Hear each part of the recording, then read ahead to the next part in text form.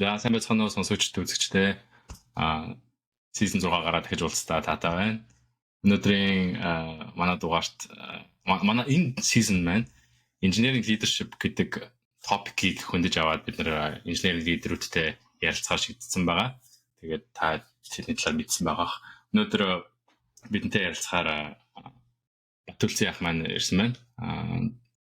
Тэрнээс өмнө хостод танилцуулж би өнөө сайн байна уу? Манай нөгөө хост бэлхэн. За манай өдрийн минь төргий. Тэгэхээр зөвхөн яг engineering leadership биш, ерөнхийдөө leadership in engineering organization буюу leadership удирдлага чиглэлээр engineering компаниудад ажиллаж байгаа гэсэн сэдвээр бид нар ярих юм шүү.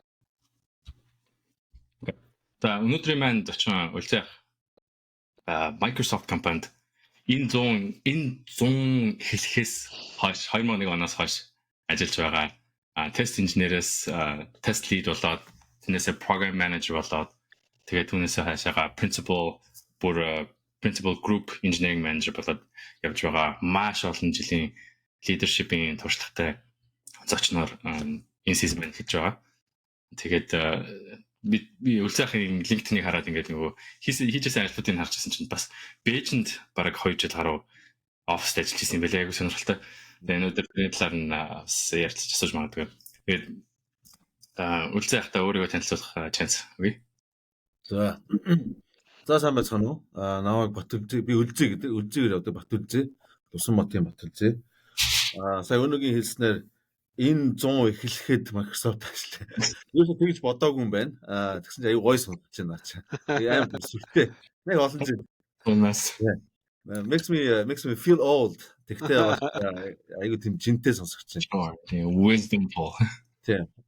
Юу яг technically үнэн л дээ 2001 оноос хойш сургуулаа төгсөөд Microsoft ажиллаж байгаа. Тэгэхээр одоо 23 жил болж байна гэсэн үг. Тэгээд юу Ulzii та энэ төгснө үү? Монгол төгснө үү? Би Монголд технологийн дээд сургууль гэдэг сургуульд 92 онд орж явж байгаа. Төгсөөгүй 2 жилийн дараа нааш ирсэн. Тэгээд ерөөдөө technically сургуулаа энд төгссөн. Тэгээд зааж би эхлээд би нэг ерөнхий гяс нэг юм хэлээд. Тэгээд дараа нь юу specific question байна. За тэгээд сая өнөөгийн хэлснээр би Microsoft-д 23 дахь жилдээ ажиллаж байна одоо. Яг одоо миний хийдэг ажил гэх юм бол Group Engineering Manager GM гэсэн тийм оюутай тайлтай. Тэр болохоор яг нэг онцгой зүйл гэх юм бол би Microsoft ажиллахдаа 23 жилийн 21 жилийн энэ нэг группт ажилласан. Яг анх орсноос хойш. Тэгээ энэ групптэй би болохоор тэгэл одоо IC engineer, lead engineer, test engineer, developer, manager, group manager бүгдийг ингээд бүх дисциплинээр хийгээд ингээд тийм нэг онцлогтой гэх юм бол тээ. Тэгээд энэ дунд яг нэг жил хагасын нэг юу байгаа. Stint тэ Microsoft China-д ажилласан. Тэгээд тэр тухай дараа нь тодорхой ярьж болно. Тэгээ одоо Seattle-д амьдардаг. Одоо Seattle area-д Redmond, Washington одоо энэ Microsoft-ийн юу headquarters байдаг газар. Эхнэр хүүхдүүдтэйгээ би 3 хүүхэдтэй. Манай хүү 24-тэй. Тэгээ 2 охинтой. Охтууд маань high school.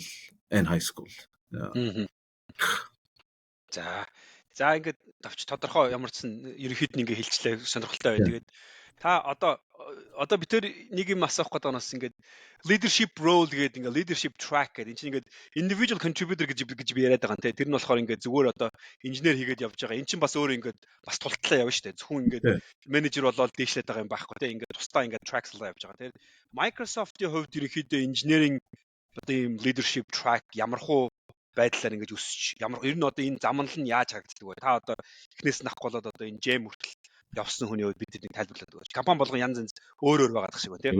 Гой яг юм бэл тий. GM харин тий. GM. Сайн одоо юуг нь abbreviation ойлгохгүй бол тий. Literally тусгаж авах юм бол амар тийм invaluable юм байгаа байхгүй. За юу Билгүүний асуулт very good асуулт байна. ерөөхдөө жоохон бэлдсэн энэ талаар. Миний бодлоор бол энэ big tech компаниудын энэ management structure бол нэг тийм ондоо биш. Одоо Microsoft-ийн юм байдаг тий бусд нь very different гэсэн тийм юу бол байхгүй. Even though I didn't work in different companies, I have friends тий асуусан ярьж байхад бол тий not so much different. Тэгээд юу одоо ерөөхдөө нэг хүмүүсийн нэг statistically ингээ харах юм бол ингээд IC engineer ороод ингээд дэшгээ яваад ингээд өөрийнхөө role дээр ингээд очиж байгаа ингээд path-ыг ингээд харах юм бол career path-ыг харах юм бол голцоо нэг эхлээд нэг 4-5 жил you work as an IC engineer тэ as a developer you work you learn your trade миний энэ ярьж байгаа юу бол тэ сургуулаа төгсөөд ажилд орж байгаа тийм юу ярьж байгаа шүү дээ sideways or industry-гаас ингээд орж ирэх гэх юм бол that's very different. But that's not very common with us. Most of this is based on after college, starting a career in a big tech company, and how do you get to certain levels. Тэгэхээр эхний 5 жил бол basically you learn the trade. You do the coding, programming, software, work on a product as an IC engineer. You swoop up, you suck up as much as possible hard skills, not soft skills, hard skills. Debugging, coding, different texts, learn about your product, how it fits into the bigger product, all of that. Тэгснийга дараа бол ерөөхдөө нэг би 5 жил гэдэг нь өөртөө жишээ ярьж байна. Ерөөхдөө нэг 4-5 жил. Then you basically come to a fork. From there you wanna basically ask yourself, do I want to keep growing in this role as an IC engineer, to the next levels? And make as much money and respect, and it's all good. You can get there. You can get to as high as possible and make all the money that you want. Doing an IC engineer, and that's fine. Or program manager or product manager, right? More of a business-minded, not really dealing with people reporting to you as a manager, but you're managing the product, the solutions, the customers. Or engineering manager. Who I am today, right? People manager. So these tracks, you want to make a serious decision around between 4 to 6 year mark to pick. Right? You can always change, but you want to pick then so that you can do more substantial and stable growth into it. Okay. Right? Because by the time you get to 40 or 45, whatever track you picked is got to be the one. Otherwise, you can change. Age up. Age, yeah. Nas 40 ирэх юм бол whatever track you picked, it's gotta be the one. Yeah, it's gotta be the one that you picked. Otherwise, you have to reset everything. Okay. That's how I look at it. And I picked on my 6th year. 6 жил би IC engineer хийсэн л дээ. Тэгээд би people manager гэсэн тийм юу role байгаагүй. Тэгтээ би өөрийнхөө менежерийнхаа менежерт хэлсэн байсан. I'm passionate about becoming manager. If there's an opportunity, let me know, and I'd like to try myself out гэсэн тийм. Нөгөө нэг тийм I just raised the flag. Өөр тийм нэг зүтгээг бүр ингээ улаан цай. Одоо is there an opening? I want to become a manager. Like, is there an opening tomorrow? And then 2 лооны дараа ч юм уу дахиад is there an opening again? Гэх тийм obsessive байх юм бол it's a I go borrow indication. The more you want it badly, the less you'll get it. Essentially. Yeah, тэгж байгаа хүмүүс чинь голцоо they're attracted to the wrong attributes of the leadership. Power and authority. You just want to do it just enough just to show that you are passionate about this and you want to prepare for it. If you're not ready, then it's okay гэсэн тийм attitude. Тэгээд нөгөө тэр рол руу ингээд бэлтэж явахдаа одоо менежерийн хийдэг юмнуудыг хийгээд эхэлсэн байсан. Одоо багийнхандаа ингээд осолж мослаад ч юм уу. Одоо менежерийнхаа өмнөөс юм хүнд митингд нь оролцоод ч юм уу тэгээд эхэлсэн байсан уу? Oh yes. That's a good question. So ерөнхийдөө ингээд нэг иймэрхүү passion юмд өөрийнхөө юуг мэдээд ирэхээр одоо менежертэй хэлсэн шүү дээ. Hey, I want to be your go-to guy when you're gone, тэ? You can trust, you can rely on me. Ийм task there, I can back you up while you're gone. even ингээ байж хат нь хүртэл те одоо манай баг те одоо менежертэй ярьж байгаа шүү дээ. Манай баг responsible for all of these things те. You have to be responsible for all of these. There's a lot of context switching you have to do te. If you want, I can take this complete context all the way up and down from you. Te. You don't have to worry about it. Te. If you trust me, te. And that way you can make room for the others. The team you бас юу яаж болно. I actually did that too. Тэгэл тэнгууд чинь нэг man одоо as an IC те you want to look good in front of your manager te you want to help your manager ихэнх хүмүүс they don't know how гэхгүй. Зүгээр очоод okay tell me what to do and I'll do it for you te like tell me you asked me to do this task and look I've done it for you te is good is good. Тэгтээ менежер хүнд одоо миний хувьд гэх юм бол те үнэхээр 100% genuine help юу гэхээр миний толгойд байгаа энэ олон context switch хийгээд нэг нь тэр чигээр авах юм бол тэр шиг сайхан байх. Тэгээд олон тэрийг юу шүү дээ reliably те одоо one of my reports says forget about this I will completely take this. Тэгээд I'll go to all the meetings, I'll do all the required check-ins and everything there, and I will report to you once a week or once a month, and only then you have to worry about it. Тэгэхээр бол ингээ надад амар тийм control context switch өгж байгаа байхгүй. Тэгээд there's makes room for a whole bunch of other things. So like I can fire and forget.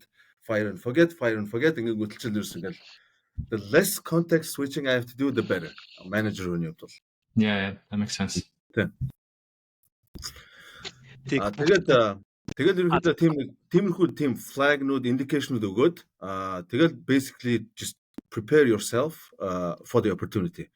Тэгэж би түрүүнийхээ point-ыг дахиад нэг хэлчихээ зөө. Яг тэгэхээр амар important point учраас. Тэгэж одоо I'm in love with this role. I must get it гэсэн тийм тэр бүр улаарлж харуулж ерөөсөө болохгүй. Тэгэх юм бол ерөөсөө л өгөхгүй. Гарч ирэхгүй.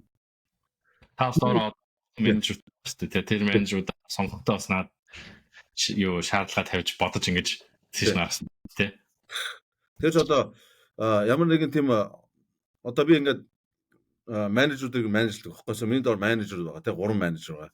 Тэнгүүл чи ингээд би 4 дахь менежер сонгох хэрэгтэй болох юм бол эхлээд дотроос харна шүү дээ. За who do we have? Ямар хүмүүс ингээд менежер болох шүү дээ тий. Тэгээд хамгийн эхлээд тэр eliminate-дэг категори бол who is аль нь одоо тийм authority powered татагдаад байна. Team хүмүүс байх юм no matter how much they know тэгчнээ сайн skilled одоо developer, debugger, engineer байсан ч гэсэн no. Яг тэгэхээр in the long run it just doesn't work out. Тань тийм тодорхой жишээ байна уу?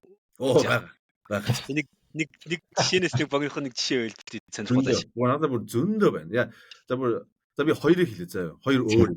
Нэг нь юу гэхээр би engineering lead байхад миний доороос нь IC engineer юу гэсэн хятад инженерс эмэгтэй. Тэр инженер бол ерөөсөө бүр obsessed байсан. Бүр юу болох, lead болох те. Тэгээ бүр 7 хоног болгоно л те. За in one on ones 7 хоног болгон асуудаг юм гэхээр how close am I getting to the opportunity те. Like last week we talked about this te. This week am I any closer гэж асууж байгаа байхгүй. Тийм юу өөрчлөсөн бэ 7 хоногийн дотор те. It's crazy. Тэнгүүдэлж ерөөс ингээд одоо хэлэх одоо те you're this much те like it's very subjective шүү дээ те. Тэр чинь objectively one week дотор хэлнэ гэдэг чинь тэнгүүдэлж manager хүн учраас you supposed to give feedback те. You can't just say like just wash it off or disregard it. Тэгэхээр айгу тийм хэцүү.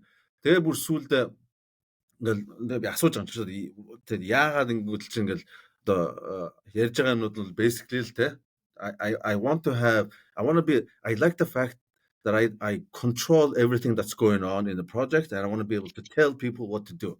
Тэ? Тэгэл done. Ерөөсөл юу. За энэ нэг жишээ те. Хоёр жишээ нь болохоор одоо миний энэ байгаа positionд миний доор бас нэг менежер одоо байхгүй л те. Яг тэр би явуулсан байхгүй. Тэр хүн бол бас basically юу тийм нэг юу одоо юу гэдэг лээ нөгөө политик улс төрчид нөө тий айгуу тийм улс төрч гэхдээ айгуу тийм militaristic одоо хэрэгжлэх маягийн тий Диктатуртай тий. That's the word. Диктатур тийм стилтэй. Тэгээ яг dictatorship маягаар хийж болно л доо. Одоо to certain extent тий. Тэгэх юм бол tactically ямар зарим юм айгуу effectively явж магадгүй short lived. тий. Тэгэх юм бол you have to өөрөө ч гэсэн амар тийм immersed in it тий. Өөрөө ингээд demonstrated байхгүй бас өөрөө юмаа хийгээ тий. Үргэлж 24/7 available байгаад ингээд completely immersed байх хэрэгтэй байхгүй. Манай хүн тийм байгаагүй. Тэгсэн мөртлөө ойлтой ажил дээр байхгүй байгаа мөртлөө dictatorship хэрэглээд харж ерөөсө болохгүй байхгүй. Тэгмүүд доотлогын хүмүүс ерөөсө burn out. Тэнгүүд чинь нэг одоо менежер гэдэг хүн чинь тим юмыг бас харахтай болж байгаа байхгүй. Одоо энэ миний доотлын менежерүүд манай тэр инженерүүдийг burn out болгож ийн үгүй юу? Тэ? Яг тэгэхээр software tech world tech company тэ инженерүүд байхгүй бол тэгэл юу ч биш шүү дээ. The end of the day that's the most important asset. Тэгэхээр тэрийг хамгаалах хэрэгтэй байхгүй. Тэгээд тэрийг хамгаална гэдэг чинь тэгэл менежерудаас хамгаална шүү дээ. Тэг нөгөө нэг муу зүгээр IC инженер авчих юм бол тэр чинь яг тэр багтаа ингээд нэг ойрынхоо хэдэн хүндээ сөргөөр нөлөөлөд эсвэл нэг муу менежер авчих юм бол тэр чинь бүх хүнд ингээд сөргөөр нөлөөлөд бүгднийг айгүй амьдралыг хэцүү болгочихж байгаа байхгүй тий. Ерөөсөө бүр муу менежерийн impact гэдэг бол ерөөсөө бүр many folds тий. Bigger than more IC. Дэшээ доош аль аль руу нөлөөлөд явцдаг тий. Өөр багт нөлөөлөж явах тий бодоод тэгээд. Хэдүүлээ юу яач идэх одоо манай өнөө дараагийн асуултыг асуух чад. Тэрнээс өмнө Ulzii-ха та одоо 20 хэдэн жил нэг organization дотор Microsoft-тай харьяалагдж явлаа гэж тий. Тэрнийхээ та яг юу хийдэг вэ? Манай ер нь IT-ийн хүмүүс их нь бас мэддэг баг таныг. Гэхдээ мэддэггүй хүмүүс зориулаад та яг өөрийнхөө багийн оргийн одоо хийдэг юмыг тайлбарлаад өгөөч. Тий. Би нэ тэрийг хэлэхээ мартсан ба шүү дээ. Өөрийгөө танилцуулж явах та. Юу нэг C++ and C гэж language байгаа шүү дээ. Native systems language.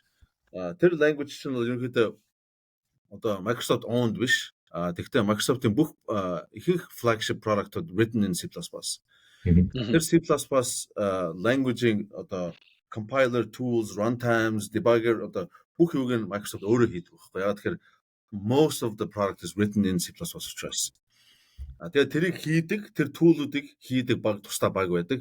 Тэр нь болохоор одоо Visual C++ гэдэг баг байдаг. Visual C++ дотор 3 багтай. 3 групптэй гэсэн үг. Тэр группийн нэг нь би удирдах. Тэр групп нь юу гэхээр language group гэдэг. Энэ групп нь болохоор одоо language standards. Одоо C language standards conformance to it, тэ. Тэгээд libraries одоо standard template libraries, CRT, runtime APIs, тэгээд дээрээс нь static analysis tools, тэгээд дээрээс нь compiler одоо C compiler front end ийм юунуудыг хариуцдаг багийн одоо би үзсэн явж байгаа. Танаа нөгөө оргас тэгвэл нөгөө C++-ийн одоо language руу ингээд байна open source руу юу гэдэг гэсэн үг. Support хийж ажилладаг гэсэн үг. Адилхан баг өөр баг уу? Адилхан баг. Тэгэхээр юу C++ language open source гэж жоохон юу л да. Одоо open source биш. Гэхдээ it's open standards. The ISO, it's part of one of the ISO standards. Тэгэхээр Microsoft болохоор тэр C++ standard-ыг ownлдаг. Манай багт болохоор энэ C++ standard юу яадаг proposal хийдэг эсвэл chairman хийдэг эсвэл ямар нэг тийм study group юу тодорхой working group нь удирдах хүмүүс байдаг. Тэр одоо жишээлх юм бол одоо манай группт GCC гэж compiler байдаг шүү дээ. Linux тэ гнөгийн тэрийг бичсэн хүн байна. Бүр бичсэн. Одоо ингээд манай compiler болохоор MSVC гэдэг Microsoft-ийн compiler for Windows. GCC болохоор Linux. Client LLVM болохоор Mac OS тэгээд бас бусад юунод architecture. Тэгэхээр яг манай багт бол одоо industry C++ and C одоо team industry айгүй олон жил болсон. Айгүй team одоо industry famous team popular хүмүүс дэвд developer. Одоо ном байдаг шүү дээ. Одоо exceptional C++, very exceptional C++ гэдэг бүр дээр нэг номнууд байдаг шүү дээ. Тэр номыг бичсэн хүмүүс энэ ажилтдаг номыг. Тийм. Одоо нэг back-end geeks гэж байдаг болоо тэдний одоо deep гараад байх бах л та угаасаа яаж ч гэсэн тэр чинь яг зүрхэнд нь heart-нд нь байгаа хүмүүс болохоор тэгж баг. Тэгээд өшөөнийг онцлог нь гэхээр чиний сая хэлдгээр айгу deep болохоор одоо нэг юу яахад ингээд солиход айгу хэцүү. Тэгэхээр одоо манай багт ажилладаг хүмүүс их нь айгу юу хөгшин бөгөөд орхороо явдаг гараад. Тэр чинь нэг танаа орогдчихсан солиход хэцүү, тэр хүмүүс ч гэсэн солигдоход хэцүү. Аль алинд нь тийм flexible биш болчдөг байх л та тийс. Exactly харин. Одоо 35 одоо бол 30 жил болсон 3-4 инженер байна. 30 жил Microsoft биш үү? Яг энэ багт ажилласан даа. Тэгээ 35 жил ажилласан яг энэ багт ажилласан хүн байна бас. Тэгээ тэр хооронд бас 32 жил гэх ерөөсөө бүр crazy. We're talking about like late 80s.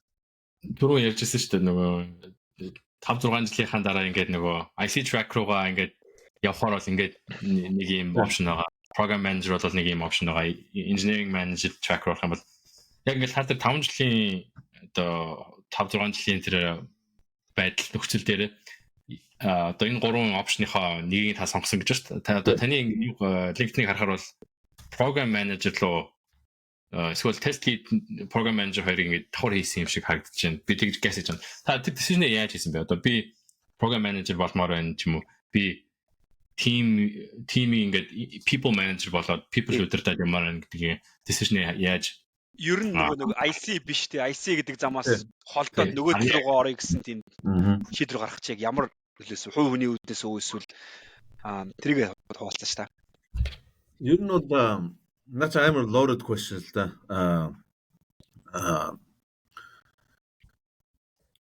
Юу тэрийг санаж байна уу? санаж. Би нэг note бичсэн байсан. Тэрнээс их санаад. Окей. Ер нь бол юу одоо хүнтэй ажиллах юу те одоо хүнтэй ингээд одоо working with people хүнтэй ажиллах тэгээд communicating soft skill гэсэн юунд одоо дуртай байх юм бол ерөөдөө тэрлүү чиглэн л те би болохоор ерөөсөө it was in me to work with people and persuade people and influence people те тэрнээс кайф авдаг тэрнээс одоо ингээд юу аа ингээд зүгээр ингээд компьютер он суугаад ингээд код бичээд ингээд бол it was good те тэгтээ тэр ингээд үргэлж ингээд my top passion байгааг байхгүй сургууль it was necessary ажил ороод эхний 5-6 жил was necessary in order for me to learn the trade тэгээд цаашаа явах гэхэд бол ерөөсөө тэр хажуудлын тэр өөрийнхөө scope-ийг тий одоо өөрийнхөө growth mindset ингээд тэнэлгээд ингээд хараад opportunity ингээд харахад бол ерөөсөө одоо миний нүдэнд бол ерөөсөө working with people was more одоо visible тий өөр хүмүүсийн нүдэнд өөрөөр харагдана л та миний нүдэнд бол тэр enlarged scope тэр growth opportunity бол ерөөсөө people гэсэн тэгээ яг тэ you know одоо тэр чинь ингээд тэр ингээд задлал харах юм бол тэр чинь what is working with people те what is communication гэж амар тийм broad terms болчих жоох байхгүй. Одоо чинь communication гэж чинь те to me it breaks down into гурван юм тийм specific area л байгаа байхгүй. Нэгдүгээр болохоор ямар ч situationд одоо gather information on your feet quickly те just sort of absorb without context. You don't know what's going on end to end, but you get dropped in it. You basically step back, listen to everybody there. Okay, this is what I need to gather from this. Top level, I just need to know this, so I can move on to the next step. Because the team sort of quick thinking attitude. Thinking attitude чинь уучлаарай Ulzii-ха. Хэцүү нэг хуучин developer байсан хөгжүүлэгч байсан хүмүүс чинь ингээ team нэг хилээд их гэдэг нь шууд код руугаа ороод хөөгөл яг бүр яадгийг нь олохгүй ингээл яваад. Тэрхэхгүй нөгөө нэг яг юм хурдан юм дээрээс нь хараад газ юм тодорхой юм гэтгэн поинтуудыг гаргаад явцдаг тийм чадвар чинь бас айгүй чухал чадвар юм шиг байл л бас ялчгүй. Тэгтээ тэр чадвар би тэр чадвар бол it's not a talent. It's an acquired skill. Yeah. What practice. It's not a talent гэхгүй. Тэгэхээр зарим хүмүүс л ер нь тэгэл engineer developer байх юм бол you just go deep you know that's all you're supposed to do. You're not supposed to, you don't know how it's not in me гэсэн тийм ойлголттой үү. Тэр бол миний бодлоор бол буруу. За зүгээр одоо ингээ айгуу тийм theoretical яриад байна л да. Зүгээр practice ингээ ярих юм бол зүгээр бид нэг бүгдээрээ ингээ real life болдог штэ. Нэг газар очлоо баахан шинэ хүмүүстэй чи найзтайгаа яваад очсон заяа. Тэгсэн чинь бөөн шинэ хүмүүс ингээ тойроо зогссон. Бүгдээрээ найзууд чи найзтайгаа очсон. Чи тэр зөвхөн найзаагаа тань бусад хүмүүсийн бүгдийг танихгүй. Тэгэл ингээд хүмүүс чинь ингээд having fun socializing бүгдээр ингээд talking ингээл нэгнтэйгээ юм яриад ингээд тэгвэл яг байхгүй. Тэн дээр чи яаж how can you jump in? Чи тэр хүмүүсийг мэдэхгүй. You have no idea одоо тэдний нэг context юу яриад байгаа who's from what kind of background мэдэхгүй. Тэгээд их тохиолдолд тэн дээр чинь тэгэл харагдаг байхгүй одоо if you have that skill or if you can build on top of this skill, this is where you can use it. Зүгээр ингээд сонс эхлээд listen, absorb information just enough so that you can jump in and start contributing to the overall socializing effect. Бас юу ч сонсоогүй дараад иж болохгүй бас тий. But there is a fine line. There is a fine line and you have to see it. And in order to see it, you have to listen. You have to listen and observe. Gather information, and that just when it's enough, you jump in and you contribute. You don't slow it down. You contribute to the fun that's being had. That's skill. That's the one I'm talking about. Тэр бол миний бодлоор айгүй чухал communication skill. Нэгтгэн тэ. Хоёрт нь болохоор ямар нэгэн message information-ыг you need to be able to create clarity, synthesize it, and tailor it to who you're talking to. I want to talk about AI. Тэгэнгүүтлээ AI компьютерийн ойлголтгүй хүмүүстэй очиод AI-д утгагүй шүү дээ. But you need to talk about AI. Тэнгүүтлээ тэрийг жишээ болгоод ингээд шууд synthesize-лаад бүр ингээд өөр юмтай жишээ болгоод тэр audience-а харж агаад recognize-лаад tailor that мэдэрч ярих гэсэн үг тий. Audience-а мэдэрч тий. Ability. Тэр ability бол very important for number 2. Number 3. Okay. No, go ahead. That's it.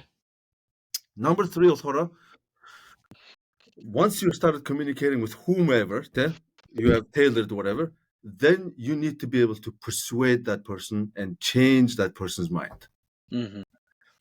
This whole loop is communication to me. Insert yourself, observe what's going on. Can you join and contribute? No. Then sit back and listen. Then you tailor your message, whatever you want to say, to the audience that you're talking to, and then often be able to change that person's mind. Because if it doesn't end with that person changing his mind, you're changing that person's mind, this whole thing is moot point, right? Pointless. Миний асуучихсан асуулт нь болохоор та одоо ингээд өөрөө менежер болсныхаа дараа одоо IC-нуудаасаа ингээд engineering manager pick хийсэн институтын зөндөө байгаа байлгүй. Тэр үедээ та энэ саяны ингээд ярьсан 3 point-оос ингэж бодож ингээд evaluate хийж ингээд сонгосон хүн байгаа юм та ингээд offsite дээр байсан чинь манай энэ инженер аягүй дайггүй би хүмүүсийг ингээд яачтай юм байна. Ойлголаад өөрийгөө танилцуулаад хүмүүсийг ингээд анхаарлыг хандж чаддсан юм гэсэн тийм үгүй институт байсан уу? Байсан.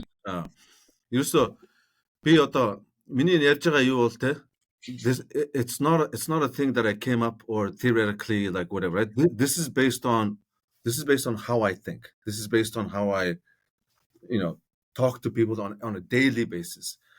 Түрүү би хэлсэн шүү дээ. Нэг менежер би явуулсан гэх тэр явуулаад тэр баг нь бол байж байгаа шүү дээ. Тэгэхээр чи би дахиад өөр нэг менежер сонгож тавьсан байхгүй. Тэр менежер бол дотроос гарч ирсэн менежер. Тэр хүнийг сонгохдоо it was because I was impressed on the second point. Тэр хүн бол ерөөсөө амар complex very complex team technical юмыг хүнд ерөөсөө бүр өстой ямар ч хүнд ойлгохоор ярьж чаддаг. Ханастай хөлтөд ойлгохоор. Тэгээ ерөөсөө бүр дээш доош нь everybody. Тэгээд ерөөсөө юу одоо хамт ажилладаг peer-үүд нь одоо тэр peer-үүд нь тэрний репортууд шүү дээ. Тэр чинь менежер болох. Ерөөсөө бүгдээрээ респектлдэг. Тэгээд ерөөсөө тэрүүгээр юмыг тайлбарлуулдаг. Тэр өөрөө тэгээд нөө юу яадаг бас public speaking гэдэг. Одоо he goes to conference speaks about that specific product and that. So амар тийм ability тэ. Тэгээд тэр нь ерөөсөө бүр амар impressive учраас that's one of the reasons тэ би сонгосон. Тэгээд дээр нөгөө хоёр дээр болохоор I'm coaching him. Тэ. Би бас хэлнэ шүү дээ. These are very important aspects of communication and you and I are going to keep working on this. За юу яга одоо саяны асуултыг би дуусгахаас өмнө дахиад ингээд лавлаад асуучмаар байна. Одоо ингээд хүмүүс дотроо зөндөө олон хүмүүс их хүмүүс ингээд за би менежер ер нь болов зүгээр болов эсвэл зүгээр IC-гаараа явах уу гэж бодож байгаа. Тэр чинь яг амархан шийдвэр биш шүү дээ. Хүн болгон зарим хүмүүс би бодож байгаа гэж зөндөө олон жил яваал байж илээд шийдвэр гаргаагүй явж байдаг те. Тэгэхээр одоо жоохон философи маягийн гэх юм эсвэл одоо яг хүн ингээ менежер зам руу орохын тулд нэг юм тодорхой байглаас заяасан зан чанар байх ёстой мó эсвэл ер нь ингээ би сонирхож байгаа бол өөрийгөө ингээ бэлдэж сайжруулсаар хагаад энэ зам руу ороход боломжтой юу. Тэрүүний тэр таны тэр нэг олон хүн танихгүй хүн дээр очдог жишээн дээр одоо хүн болгон жишээ нь ингээл хүнтэй ярилцаа сонсоод байхгүй зарим нь бол жоохон шааж байд юм уу те байглаас нэг тийм хүмүүс шүү дээ. Тэгэхээр өөрийнхөө юм байгалийн зан чанар дээр тулгуурлах уу эсвэл ерөнхийдөө болно гэж одоо орж байгаа орох уу эсвэл тэр иймэрхүү шийдвэр гаргах гэж байгаа хүмүүс та юу гэж зөвлөмөр байна? That's a very good question.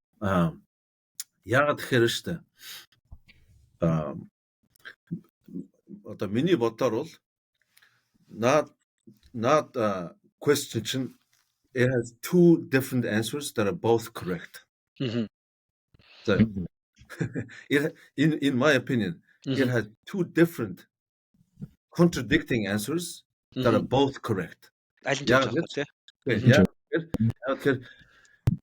Frontline managers or the M1, frontline manager who works with ICs or managers of managers, you know одоо юу нь бол нэг requirement нь бол ондоо гэж би гэж боддог.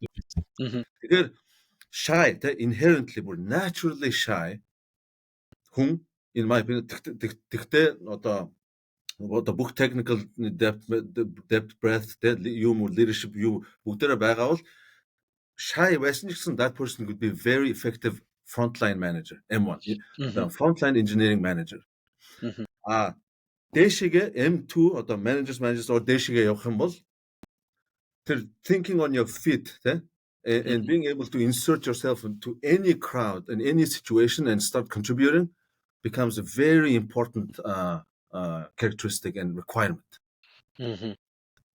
Тэр тэгтээ хүн ингэж сууж болохоор skill ингээд нэг нэг төрлийн шүү дээ одоо градаас яриад тэр чинь айгүй олон тийм курсууд ч хүртэл байдаг үстэй нэг тийм ч нэг. Тэгээ би урд нь хэлсэн шүү дээ. I will repeat again. Talent бол биш. It's not a talent. It's an acquired skill. Би зөндөө одоо ингээд хүмүүстэй ингээд ICMIC-гээ one on one хийн эсвэл нэг юмутай хүмүүсийг би ингээд motivate эсвэл ингээд encouragement өгөхдөө нэг иймэрхүү soft skill-ийн юм дээр би дандаа хичээлдэг байхгүй. It's not a talent, it's an acquired skill. Тэгэхээр тэгж хэлэхээр it removes fear. It removes some solid obstacles. Зарим хүмүүс чинь нэг өөрсдөө ингээд нэг юу ашигладаг байхгүй. Аргадчдаг байхгүй. By saying, oh, it's a talent. So I wasn't born with this talent. Let me just eliminate these opportunities in front of me. In truth, it's not. You're not in life. There's not that many stuff talent. Hard work. Hard work can acquire so many skills. Тийм ээ. За тэгвэл дараагийн асуулт болохоор одоо миний хувьд болохоор би одоо инженерийн менежер гэдэг зам руу ороод одоо 3 жил болж байгаа байхгүй юу. Тэгээ өмнөөс өмнө дандаа individual contributor зүгээр инженер байсан те. Тэгээд эхлээд надад бол эхний нэг жил 2 жил ч юм уу ер нь айгүй хэцүү transition ер нь шилжилт ер нь айгу амаргүй байсан л да. Ягаад би чинь нөгөө өмнө нь бид нар чинь ингээд айгу rockstar инженерүүд байжгаад менежер болоод ирэнгөө сүүлдээ ингээд би ерөөсөө нэг юм хувь нэмэр оруулахгүй ч байгаа юм шиг ер нь жоохон нэг юм нөгөө нэг юу гэж яддаг шүү дээ imposter syndrome гэх те өөрөө нэг ямар ч нэг үр өггүй юм шиг эсвэл нөгөө нэг хуучин ингээл юм хийгээл демо тавиал код харуулаад ингээл амар тэрнээсээ ингээд таашаал авдаг гэсэн бол одоо би яг ингээд нөгөө хүмүүсийн хийсэн процесснаас ингээд таашаал авч сурна гэдэг чинь өөрөө бас жоохон хугацаа орно. Шууд тэрэндээ орж чадахгүй. Эхний нэг та тэгээд тэрэн шиг тиймэрхүү одоо чаленжууд гэдэг юм уу эсвэл одоо хэцүү юу байсан уу? Эхний нэг хэдэн жил ерөөхдөө ямархуу одоо хэцүү юм тулгарч яаж давж ирсэн бэ? Байсан. Natural эсвэл very expected phase of transition. Тэгээд би нэг анх менежер болоход M1 болоход ийм period байсан. M2 болоход бас ийм period with different aspects те. Энэ бол ерөөсө хүн болгон өөрийн гэсэн юм хэлэх л баг л та тий. Ер нь бол it comes down to нэг changing your expectation л баггүй. Одоо нэг developer-ууд, IC инженерүүд бид нар ч бүгдээрээ юмыг хийнгүүтлээ result-ыг хараад сурцсан. Тийм instant gratification-д дуртай хүмүүс баггүй тий. Like I just wrote this code and I want to see this work. If it doesn't work, I'm going to make it work. When you become a manager, you have to be patient and you have to depend on others to create that result that you want. The expectation span has to be much longer. And you have to train yourself to be disciplined to wait for that result that you don't have control over immediately. Контролтой байсан ч гэсэн бас ингээд урдуур нороод хийгээд ижиж болохгүй байсан. Харин тий. Тэгэхээр in train чи mute болсон байна. За. Хэлгүнэ. Sorry. Би одоо ярь сонсогч байна тий. Яг одоо чинь ингээл удирдаад ингээд явангууд чинь хүмүүсийн хийж байгаа хурд энэ чинь ингээд хуучин ингээд өөрийнхөө харьцуулаад бодгоод нэг удаан юм шиг тэгээд ингээд дахин яаж ийн гэдэж болохгүй юм. Уг удаан төвчээр бас ер нь жоохон суух хэрэгтэй яалчгүй байд юм шиг байлаа. It's necessary. So it comes down to you be patient to wait for the result that you want, yeah? And then only control that you have is influence on the way in how to shape the outcome that you want. Тамийн цэвэрлж өгөөл тэгэл. Once you become manager, тэр хүмүүсийг it's your job to grow them and make them more efficient and mold them into the culture of your organization and your company. That becomes your job as manager.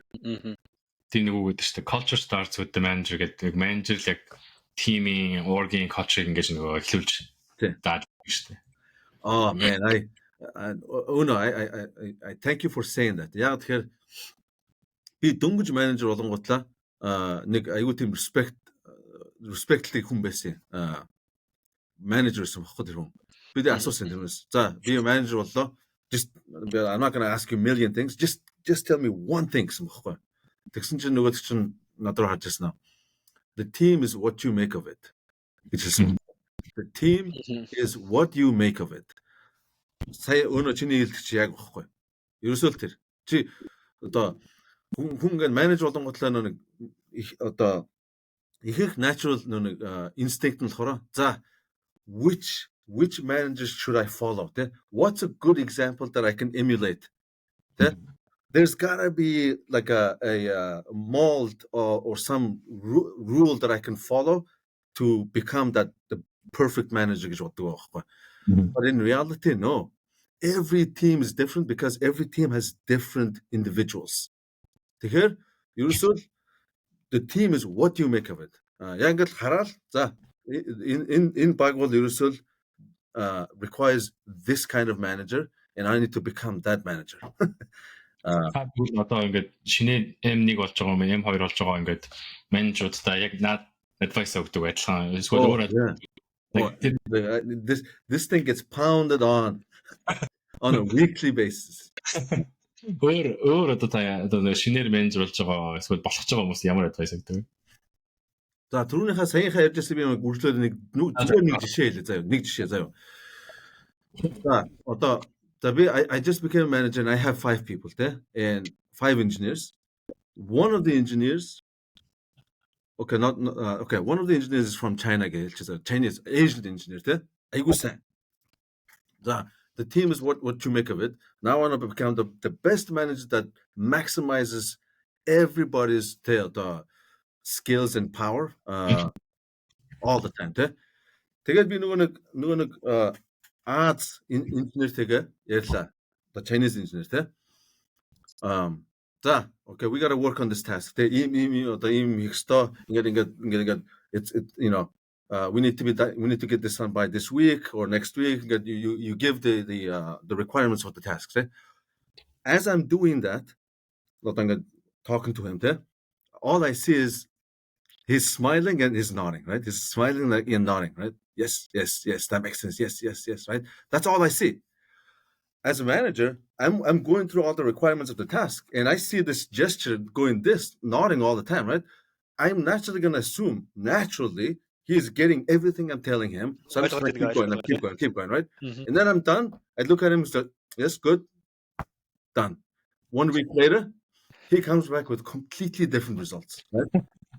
And I ask, what's going on? Like, I thought you said this. Like, no, that right there is a cultural difference. Especially Chinese, when they're dealing with their managers, it is rude for them to ask question again or make them repeat if they're talking to you, right? So Japanese, same way. They do this because it's the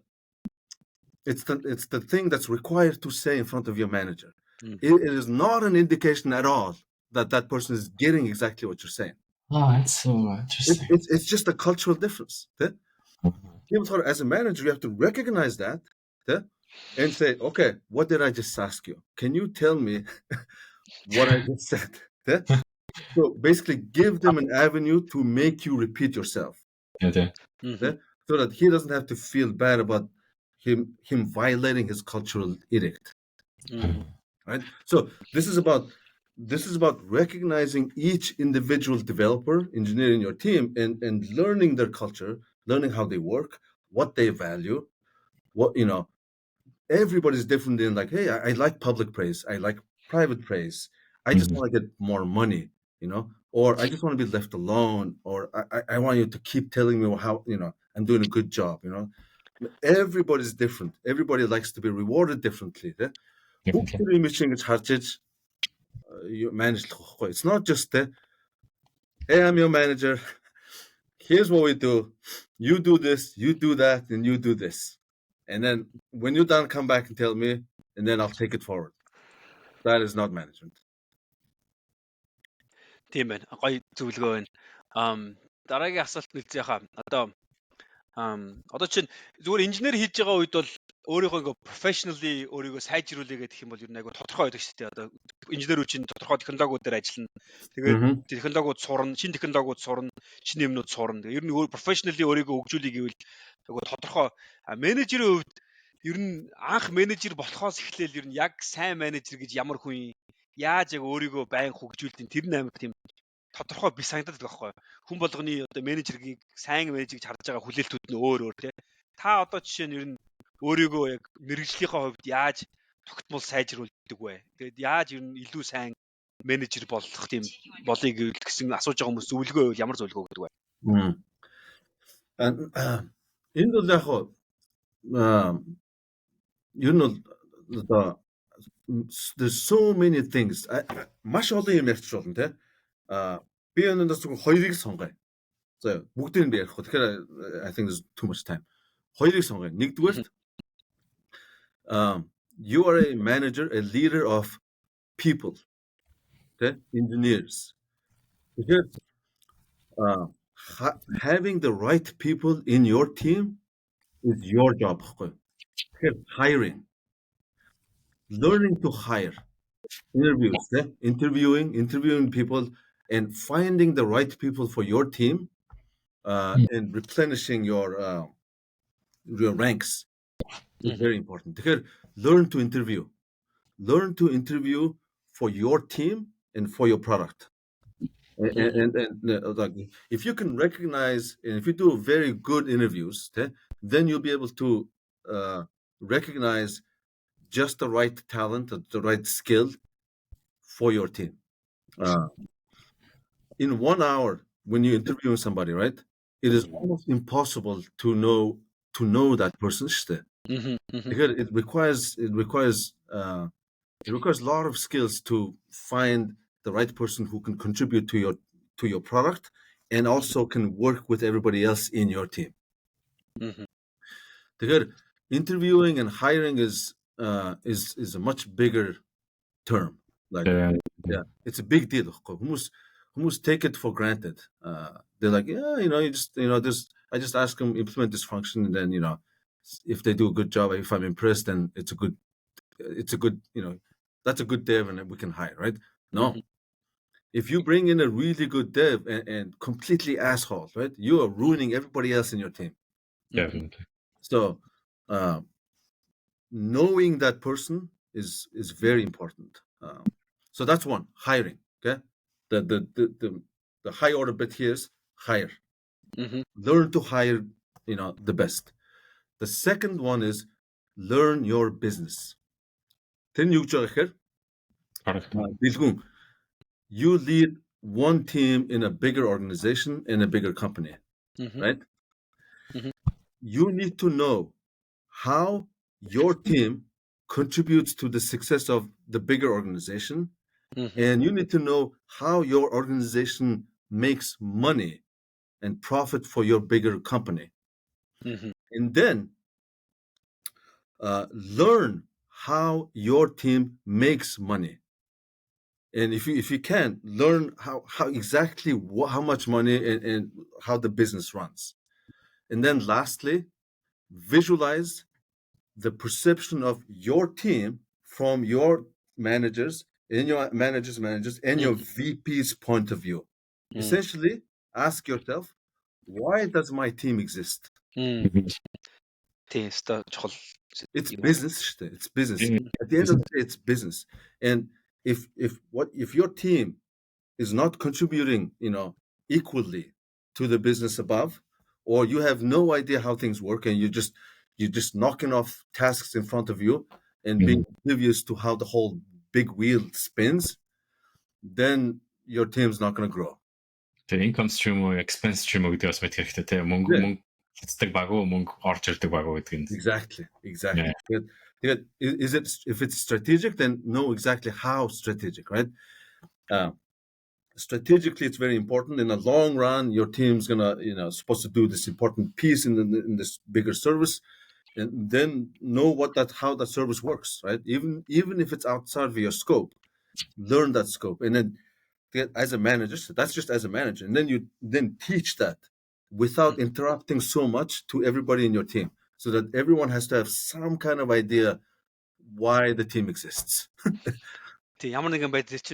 They matter. Бидний хийж байгаа юм чинь одоо би бас нэг номон дээр уншижсэн юм ямар нэг юм хийх гэж байгаа бол эхлээд яг энэ чинь тэгвэл танай компанид яг ямар хэрэгтэй яагаад энийг хийх одоо багт гэхээсээ илүү компанид чи яг энийг хийснээрээ ямар хэрэгтэй байгаа. Компанид хэрэгтэй болсон шүү дээ гол энэ чинь organization-ийн хувьд тий.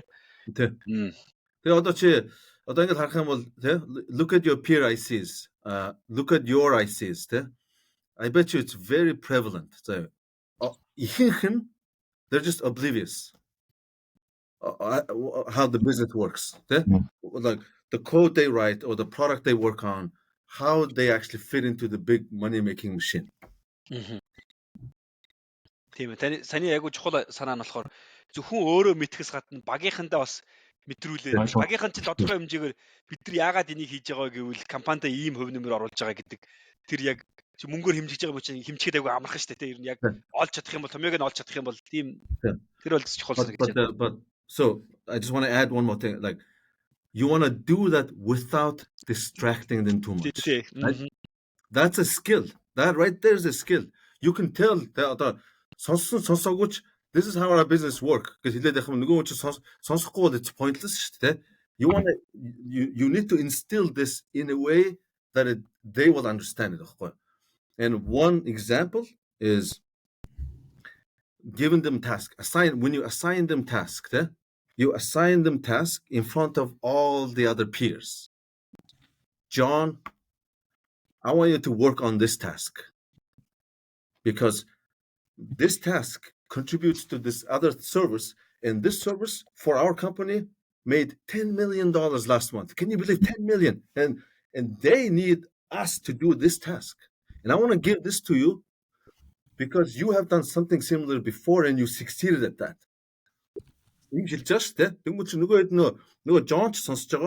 John knows that all his peers are listening to him. He will remember this. Yeah, that's it. Yeah. The impact and you.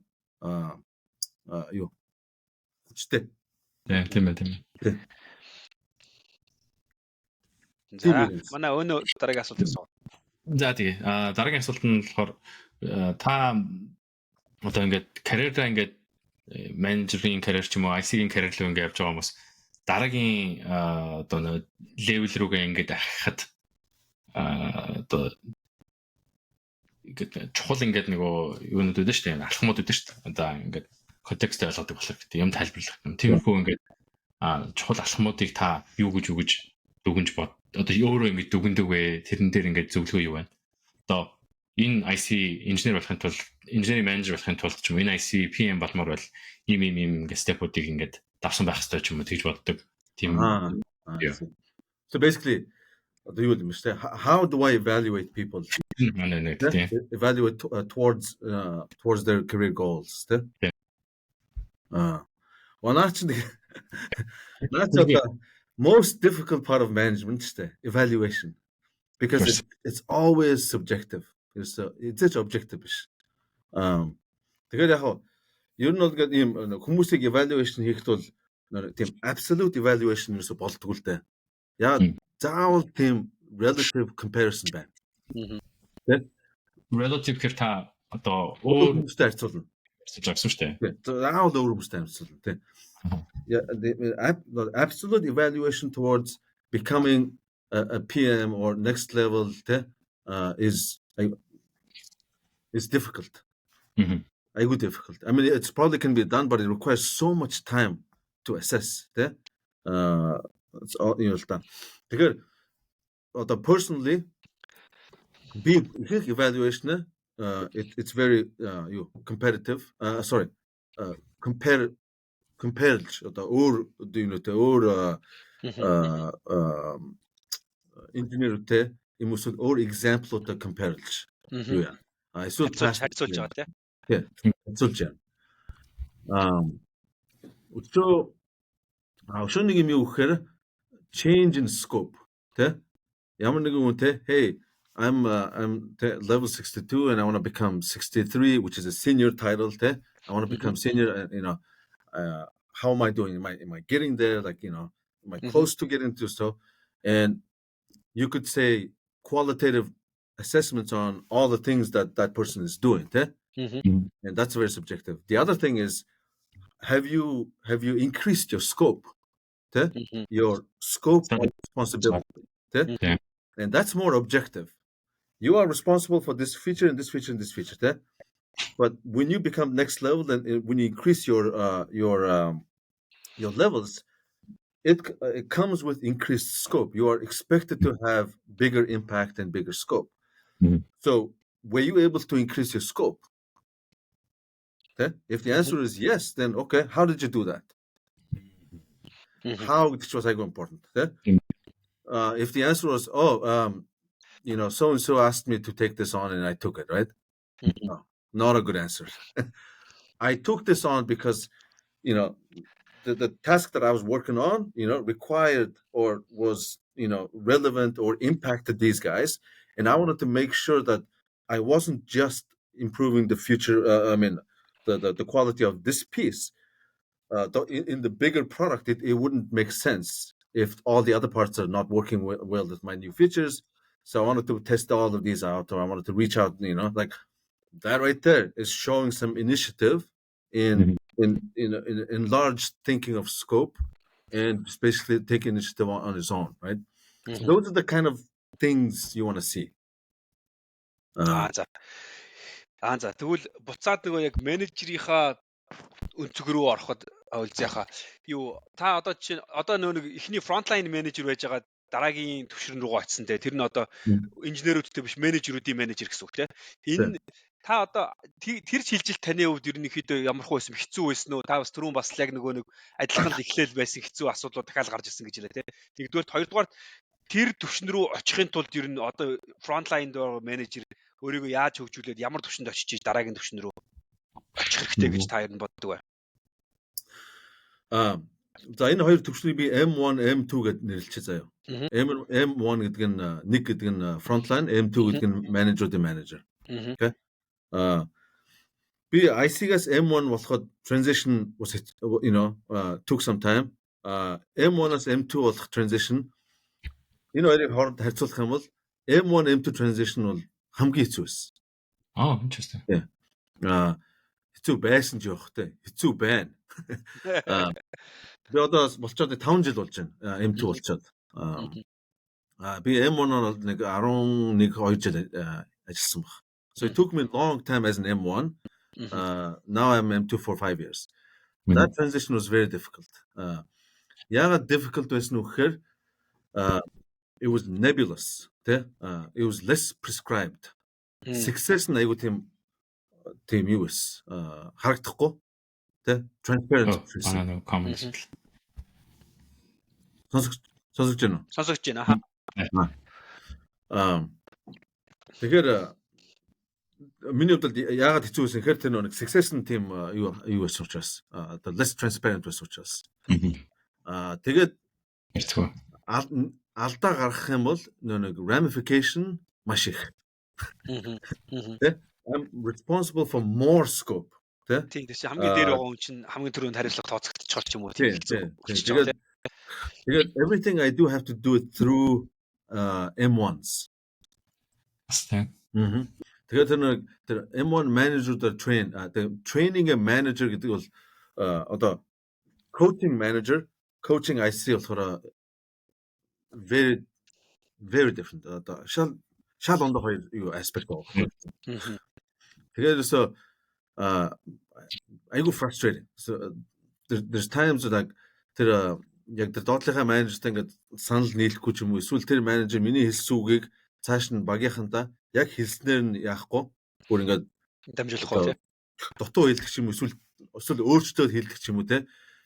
Тэгэж мэгэх юм бол тэгээд ерөөсөө very difficult to fix. Яг тэгэхээр шууд IC дүр нь очиод ингээд хэлчихээр бас муухай. Нэг би доод хүнийхээ дээгүүр гараа явчихж байгаа байхгүй тий. Тэгэхээр it's disrespectful. There's line of chain of authority and everything тий. Тэр үнэлэх ёстой. Тэгээд чин тэр менежер дээр юу менежер одоо M1 хүмүүс чинь if they long time managers байх юм бол тийм айгу тийм юу ааш шүү. Rigid юм хүлээж авах том уу less receptive team байна. Тийм баг. Эхний ээлжинд бол баг шинээр хүмүүс аваад ч юм уу эсвэл таны дараа орсон хүмүүсээс баг үрдүүлээд эхлүүл илүү амархан байдаг болов. Би бас нөгөө нэг ийм шинэ ингээ одоо баг амар удцсан баг руу менежер болж болох айгу хэцүү байдгийм байлээ. Эсвэл нөгөө нэг өөрөө ингээд шинэ баг бүрдүүлээд шинээр эхэлж байгаа юм руу менежер болоод орохоор бас хамаагүй хялбар юмсаа санагдсан байхгүй надад болохоор нөгөө өмнө бүрдсэн culture байхгүй нөгөө удцсан хүмүүс байхгүй болохоор бүгдээрээ шинэ болохоор ингээ амархан явсан санагдчихсан надаас. Тэгвэл яг тэ I don't think that's unique to tech managers тэ. Ер нь ямар ч газар шинээр ингээ дарга нь болоод очих юм бол you don't have trust. You have to earn it. You have to earn the trust. Шинээр баг бүрдүүлээд ингээ явах юм бол you have the respect of the team. So trust follows. Шинэ юм дээр ингээ очих юм бол you need to earn respect first, then trust. Because there's a lot of things. There's a bunch of hurdles you have to get through.